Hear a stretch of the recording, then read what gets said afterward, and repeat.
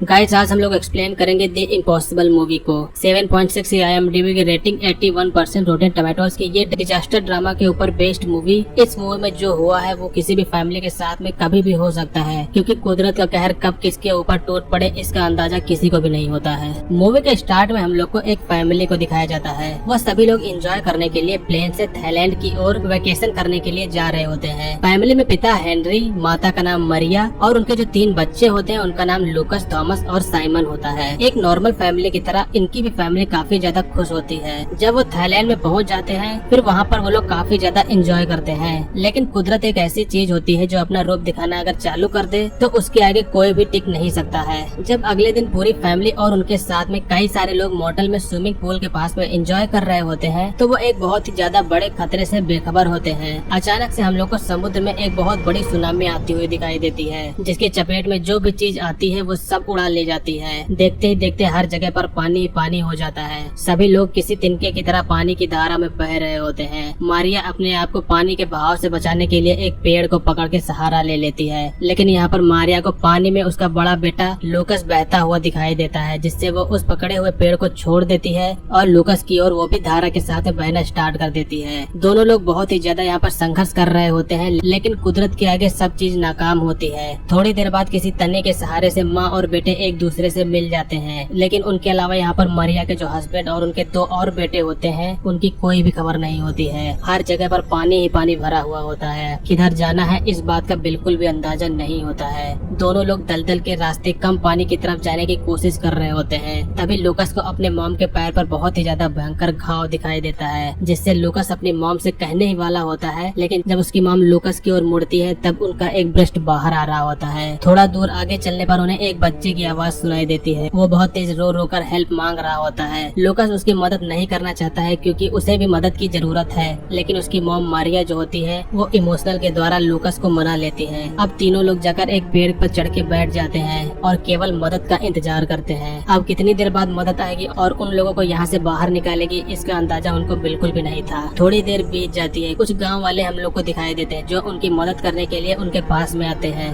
वो गाँव वाले उन सभी लोगों को ट्रक में बैठाकर हॉस्पिटल के लिए ले जा रहे होते हैं, लेकिन लूकस को रास्ते में बहुत ही ज्यादा भयंकर चीजें देखने को मिलती हैं। कई सारे लोग यहाँ पर या तो मर रहे होते हैं या फिर अपने मरने का इंतजार कर रहे होते हैं। जब लूकस अपनी मॉम को लेके हॉस्पिटल पहुँचता है तो वो जगह जो होती है वो बहुत ही ज्यादा क्राउडेड होती है। इतने सारे मरीज होते हैं जो अपनी जिंदगी के लिए लड़ रहे होते हैं या फिर अपनी मौत का इंतजार कर रहे होते हैं। कोई भी जगह ऐसी बाकी नहीं रह गई होती है जहाँ पर कोई भी पेशेंट ना बचा हो। बेड हो या फिर जमीन, हर जगह पेशेंट ही पेशेंट दिखाई दे रहे होते हैं। लकीली मारिया को इलाज के लिए उसे एक बेड मिल जाता है। डॉक्टर्स उसके घाव को साफ करके पट्टी बांध देते हैं, मगर मारिया के पैर की हालत यहाँ पर बहुत ही ज्यादा खराब होती है। वो लूकस से बार बार यही पूछती रहती है कि उसके पैर का रंग ब्लैक तो नहीं पड़ गया है, क्योंकि अगर ये ब्लैक हो गया तो उसका पैर काटना पड़ेगा। एक्चुअली मारिया जो है वो भी एक डॉक्टर ही होती है। मारिया के बेड के पास में एक और औरत होती है। जब मारिया उससे बात करने की कोशिश करती है तो वो औरत अचानक से खून की उल्टियाँ करना चालू कर देती है और उसे देखकर अब मारिया को भी उल्टी आना स्टार्ट हो जाती है, और ये उल्टी भी खून की ही उल्टी होती है।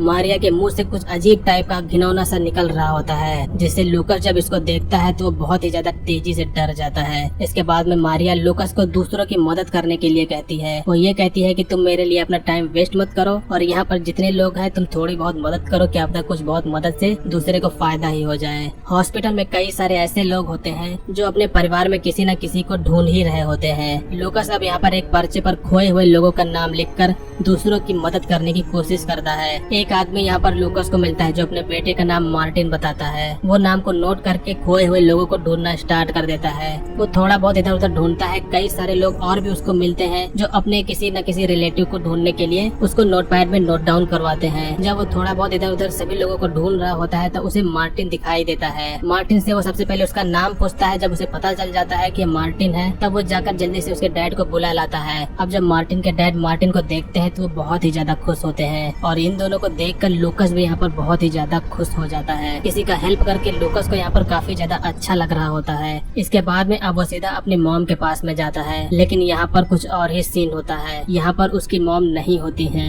लूकस खूब तेज चिल्लाकर अपनी मॉम को आवाज देता है, जिससे कि बाद में वहाँ की नर्स उससे पूछने के लिए आ जाती है आखिरकार प्रॉब्लम क्या है। नर्स लूकस को ये बताती है कि हमने उनको कहीं और शिफ्ट कर दिया हुआ है। लूकस यहाँ पर काफी ज्यादा डर गया होता है। वो ये सोचता है कि शायद उसकी मॉम मर गई है, इसीलिए उसको रिप्लेस कर दिया गया हुआ है। अब इसके बाद में सीन शिफ्ट होता है और हम लोगों को ल्यूकस के डैड यानी कि हेनरी को देखने को मिलता है। वो एक दलदल के बीच में होते हैं और ऐसा लग रहा होता है कि मानो वो किसी को ढूंढ रहे होते हैं, लेकिन कोई भी मिल नहीं रहा होता है। वो सीधा अब अपने मॉडल के रूम में जाते हैं, जहाँ पर उनको उनके बच्चे यानी कि थॉमस और साइमन मिलते हैं। जब हेनरी अपने बच्चों को देखता है तब बहुत ही ज्यादा खुश हो जाता है। उसे बिल्कुल भी अंदाजा नहीं होता है कि उसके बच्चे यहाँ पर हो सकते हैं। वो यही सोचता है कि शायद उसके अलावा कोई भी बचा हुआ नहीं है। अब यहाँ पर हेनरी अपने बेटों से बातचीत करके ये कहता है कि तुम दोनों को यहाँ से निकल के जाना होगा, लेकिन मैं तुम्हारे साथ अभी नहीं आ सकता हूँ क्योंकि मुझे मारिया और लूकस को अभी ढूंढना है। हेनरी अपने बच्चों को अनजान लोगों के बीच में एक ट्रक में बैठा देता है और वो अपनी वाइफ और बेटे लूकस को ढूंढने के लिए रुक जाता है। हेनरी को यहाँ पर एक आदमी के पास में फोन दिखाई देता है, जिससे हेनरी उससे एक कॉल करने के लिए कहता है, लेकिन वो आदमी फोन की बैटरी लो का बहाना बता के उसे फोन नहीं देता है।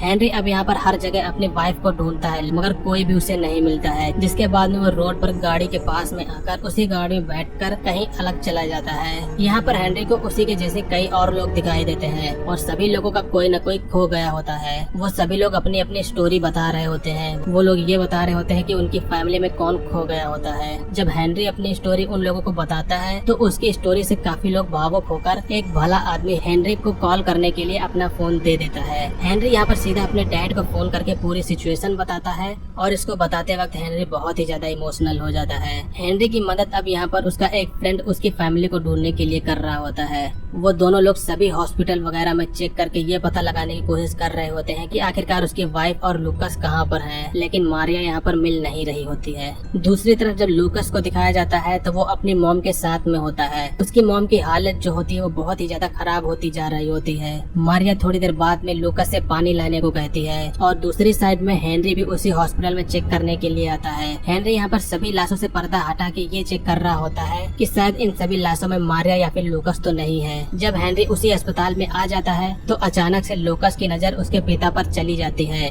जिसके बाद में लूकस सीधा भाग के अपने पिता की ओर जाता है, लेकिन उसका पिता कहीं गायब ही हो गया होता है। हर जगह लूकस उसे ढूंढता है, लेकिन कहीं भी हेनरी दिखाई नहीं दे रहा होता है। अब तीसरी तरफ हम लोगों को हेनरी के दो सबसे छोटे जो बेटे होते हैं थॉमस और साइमन, वो लोग भी हॉस्पिटल के पास में ट्रक से आ गए होते हैं। जब लूकस अपने डैड को चिल्लाकर रैंडम आवाज दे रहा होता है तब ये आवाज सीधा थॉमस सुन लेता है और वो सीधा लूकस की आवाज पहचान के दौड़कर उसके पास आ जाता है। तीनों भाई एक दूसरे को देखकर बहुत ही खुश हो रहे होते हैं और उसके अगली तरफ से हेनरी भी आ जाता है। सभी लोग एक दूसरे को देखकर बहुत ही ज्यादा खुश हो रहे होते हैं और ये सीन देखकर आपकी आंखों में आंसू जरूर आ जाएंगे। हेनरी अब सीधा हॉस्पिटल में जाके मारिया के पास जाता है। मारिया अब जब हेनरी को देखती है तो उसे बिल्कुल भी विश्वास नहीं हो रहा होता है। वो ये सोचती है कि शायद वो मर चुकी है, लेकिन हेनरी उसे ये बताता है कि नहीं, तुम जिंदा हो और अब सब ठीक हो जाएगा। मारिया की हालत होती है वो बहुत ही ज्यादा खराब हो चुकी होती है। अगर उसे अर्जेंट मेडिकल असिस्टेंस न मिले तो उसके पैर की पोजीशन जो है वो काफी ज्यादा खराब हो सकती है और जो पॉइजन है उसके शरीर में भी फैल जाएगा। अगले दिन हेनरी के डैड उनके परिवार के हेल्प के लिए एक प्राइवेट जेट को भेजते हैं। अब सभी लोग प्लेन में बैठकर सिंगापुर जा रहे होते हैं। मारिया खिड़की से जब बाहर हुए तबाही को देखती है तो वो रोने लगती है